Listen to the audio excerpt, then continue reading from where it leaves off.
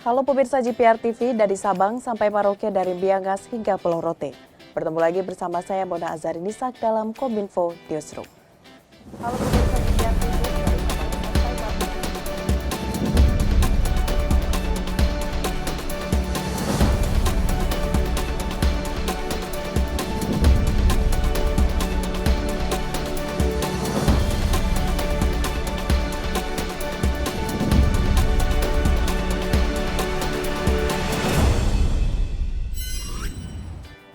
Pemirsa, kita ke informasi pertama. Dalam acara peresmian pembukaan Rapat Koordinasi Nasional Transformasi Digital dan Pendataan Lengkap Koperasi dan Usaha Mikro Kecil Menengah tahun 2022, Presiden Joko Widodo mendorong agar UMKM dari hulu ke hilir semakin banyak masuk ke ekosistem digital.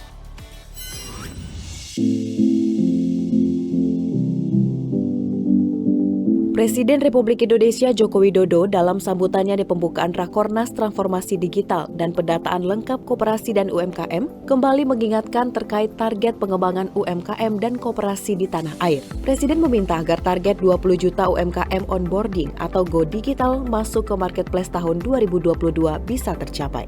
Angka tersebut ditargetkan naik menjadi 24 juta di 2023 dan 30 juta di 2024. Sedangkan saat ini baru 17,5 juta UMKM yang sudah go digital. Terkait target mencetak koperasi modern berbasis digital, dari 250 koperasi pada 2022 diharapkan naik menjadi 400 di 2023 dan 500 di 2024. Untuk target 1 juta produk UMKM onboarding ke sistem e-katalog di Lembaga Kebijakan Pengadaan Barang Jasa Pemerintah atau LKPP, Presiden Republik Indonesia berharap agar tahun ini bisa tercapai, mengingat sampai hari ini hanya 150 produk yang masuk ke sistem tersebut. Kita tidak boleh hanya menjadi penonton di tengah masifnya aktivitas perdagangan digital.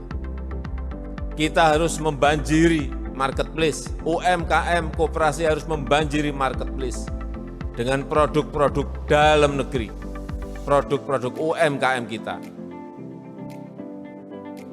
Memang banyak yang harus kita benahi. Kita harus benahi dari hulu sampai hilir. Produk-produk UMKM harus semakin berkualitas, harus semakin kompetitif. Kita harus benahi sama-sama packagingnya, kemasannya, dan brandingnya.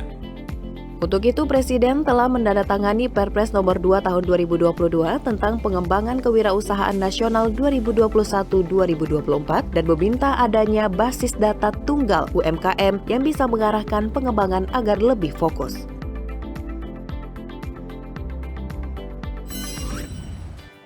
Pemirsa, di kesempatan yang sama, sesuai arahan Perpres Nomor 2 Tahun 2022 mengenai pengembangan kewirausahaan nasional 2021-2024, Presiden ingin ekosistem kewirausahaan semakin membaik agar lahir wirausaha muda yang produktif, kreatif, dan siap berdaya saing.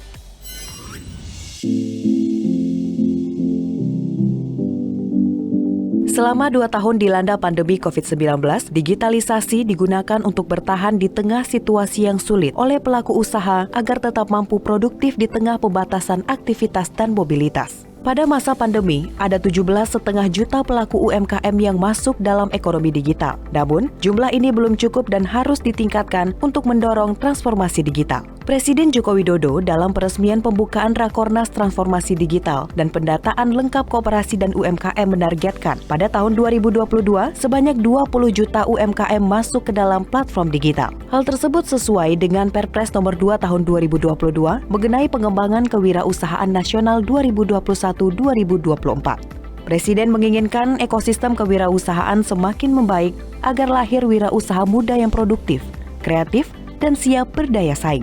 Saya titip agar dalam Rakornas ini bisa dipastikan jumlah UMKM kita yang onboarding digital, yang masuk ke marketplace, yang masuk ke platform digital, tahun 2022 ini harus mencapai target 20 juta, minimal 20 juta, dan meningkat 24 juta di tahun depan, tahun 2023, dan 30 juta di tahun 2024. Setelah dilakukan penandatanganan antara PT Inka dengan PT Taman Wisata Candi Borobudur, Direktur Utama PT Inka Persero Budi Noviantoro menargetkan tahap awal moda transportasi listrik yang akan dikembangkan dalam kerjasama tersebut berupa tram mover dan juga shuttle bus. Sementara itu, Direktur PT TWC Edi Setiajono mengatakan kolaborasi Inka dengan TWC tidak hanya dikembangkan di dalam lokasi satu wisata saja, namun juga antar destinasi wisata.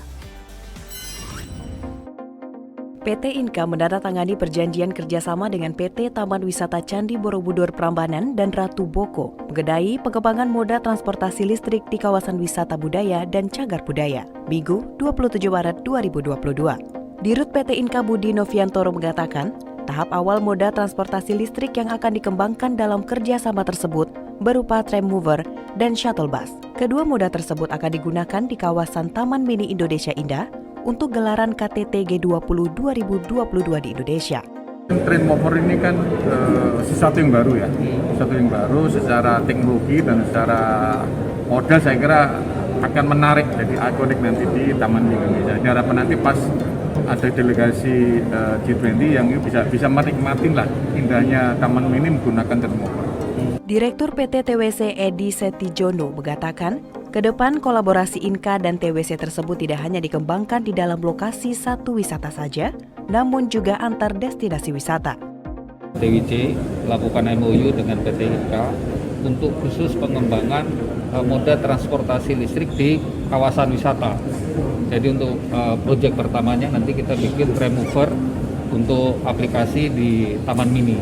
Tapi ke depan kita berharap kolaborasi TWC sama Inka ini tidak hanya yang di Taman Mini saja, tapi untuk pengembangan moda-moda baik di dalam kawasan wisata maupun connectivity antar destinasi wisata.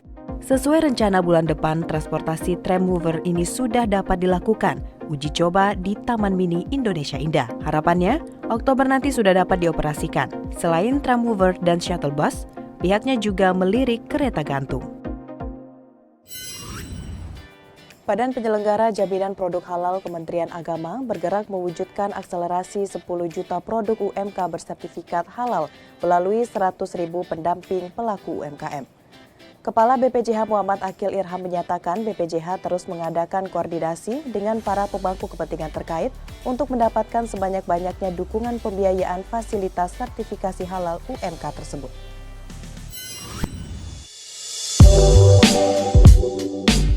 Badan Penyelenggara Jaminan Produk Halal Kementerian Agama bergerak untuk mewujudkan akselerasi 10 juta produk UMK bersertifikat halal melalui 100.000 pendamping pelaku UMK. Kepala BPJPH Muhammad Akil Irham menyatakan, target 10 juta sertifikasi halal bukan sekedar mengalihkan tanggung jawab sertifikasi halal dari Majelis Ulama Indonesia kepada BPJPH. Tetapi, bagian dari branding Indonesia yang merupakan penduduk muslim terbesar di dunia. Selain itu, BPJPH juga telah memiliki 200 lembaga pendamping, 710 pelatih, 2.210 pendamping PPH yang sudah terdaftar dan sebanyak 64.722 orang yang siap mengikuti pelatihan pendamping PPH. 100.000 pendamping ini nanti akan turun ke lapangan dengan tugas satu orang pendamping bisa memfasilitasi, mendampingi pelaku usaha dengan target 100 produk yang tersertifikasi halal. Hitung-hitungannya 100 produk dikali 100.000 tenaga pendamping, maka insya Allah 10 juta produk tersertifikasi halal pada akhir tahun ini akan tercapai. Di sisi lain, BPJPH akan memangkas sertifikat halal produk UMK yang dibiayai dari APBN dan APBD yang semula di kisaran 3 hingga 8 juta rupiah menjadi 300.000 rupiah. Adapun seluruh langkah yang dilakukan BPJPH tersebut sejalan dengan target Presiden Joko Widodo tahun 2024 mendatang, yaitu terkait Indonesia sebagai produksi halal sekaligus menjadi kiblat industri fashion dunia.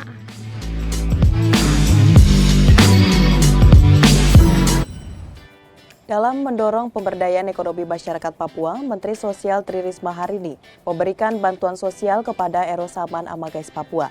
Selain itu, sumbangan dana sebesar 150 juta untuk pembangunan masjid, 50 juta untuk pengajian ibu-ibu Al-Hidayah dan juga panel RO.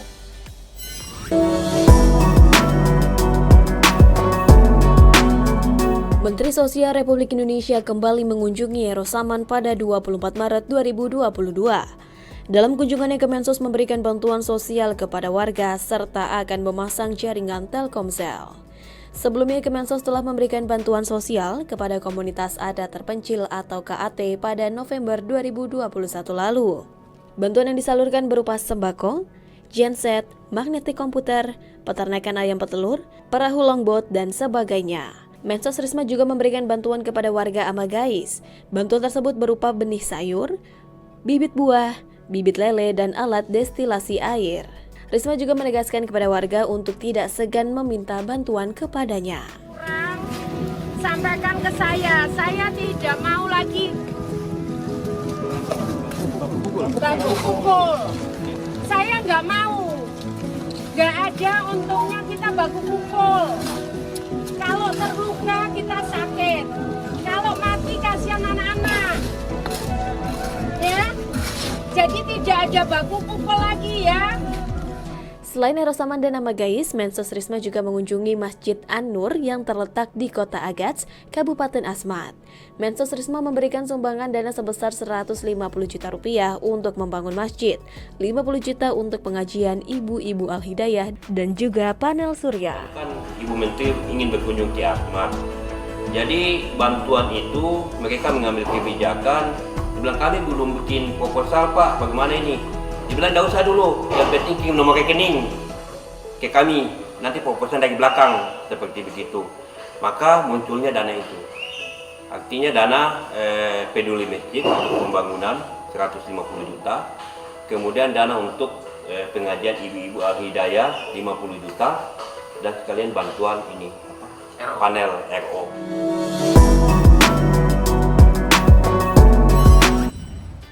Pemirsa, dalam menuju masyarakat digital tahun 2045, Kementerian Komunikasi dan Informatika telah mempersiapkan berbagai program pelatihan digital. Informasi selengkapnya sesaat lagi. Tetaplah bersama Kominfo News.